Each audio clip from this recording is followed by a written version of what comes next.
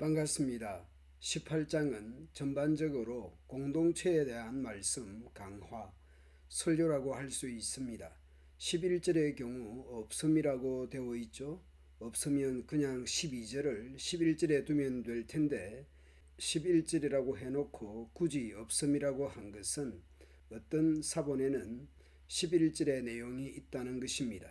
그러나 주요한 사본에는 11절이 없기 때문에 없음으로 표시한 것입니다. 앞서 어제 본문에서 어린아이 소자의 중요성을 말씀했습니다. 오늘 본문에서는 제자들의 생각을 묻습니다. 너희 생각에는 어떠하냐? 만일 어떤 사람이 양 100마리가 있는데 그 중에 하나가 길을 잃었으면 그 99마리를 산에 두고 가서 길 잃은 양을 찾지 않겠느냐? 당연 찾으러 갈 것입니다. 시골에서 가축 한 마리 안 보이면 당연 찾으러 갑니다. 진실로 너에게 이르노니 만일 찾으면 길을 잃지 아니한 99마리보다 이것을 더 기뻐하리라.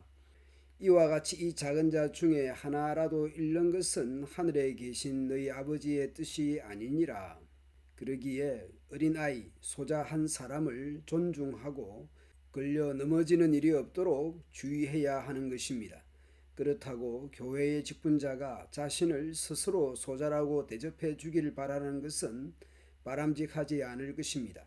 그러면 공동체 식구 중에 죄를 지어도 그냥 다 모르는 척 해 주어야 하는가? 신도가 너에게 죄를 짓거든 가서 단둘이 있는 자리에서 그에게 충고해야 합니다. 곧 은밀하게 권면하는 것이죠. 그가 네 말을 들으면 네가 그 신도를 얻은 것입니다. 그러나 듣지 않거든 한두 사람을 더 데리고 같이 가라 하십니다. 그가 하는 모든 말에 대해 두세 증인이 필요하기 때문입니다. 그러나 그 신도가 그들의 말도 듣지 않으면 어떻게 해야 하는가? 공동체에 말해야 합니다. 교회의 말조차 듣지 않으면 그를 이방 사람이나 세리처럼 여겨야 합니다.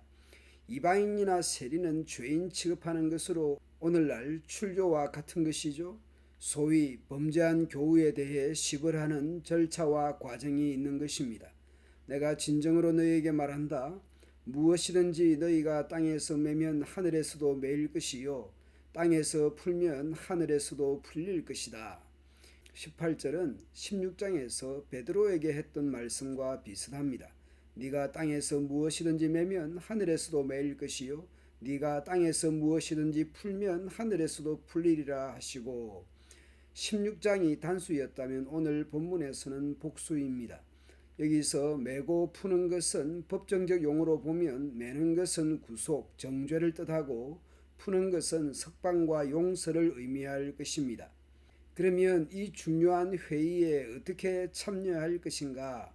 진실로 다시 너에게 이르노니 너희 중에 두 사람이 땅에서 합심하여 무엇이든지 구하면 하늘에 계신 내 아버지께서 그들을 위하여 이루게 하시리라.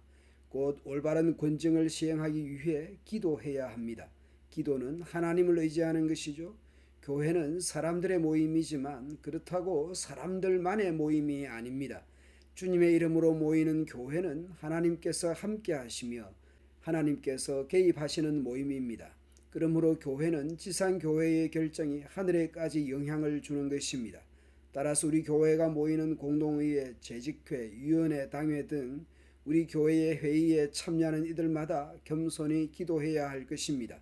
주요한 회의는 형식적으로 보자면 절차도 과정도 중요할 것이고 기도로 시작하고 기도로 마무리해야 할 것입니다.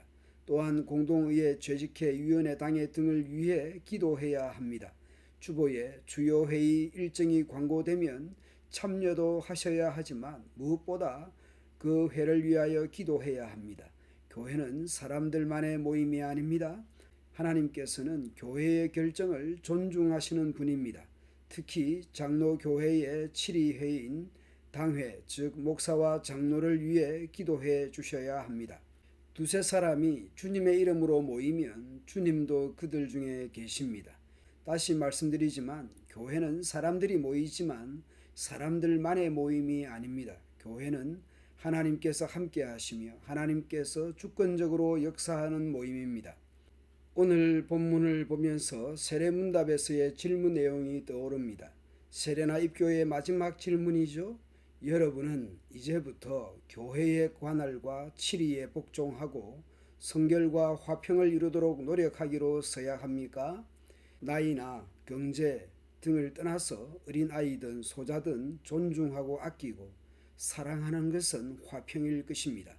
그리고 매임과 풀림이라는 것은 성결일 것입니다. 성결과 화평은 목사, 장로뿐만 아니라 교인이라고 한다면 모두 성결과 화평을 위해 노력해야 할 것입니다.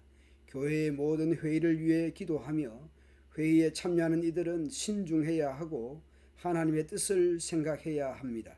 그리고 그 회의의 주요 결정에 대해 서로 수용하고 존중하는 자세가 필요할 것입니다. 감사합니다.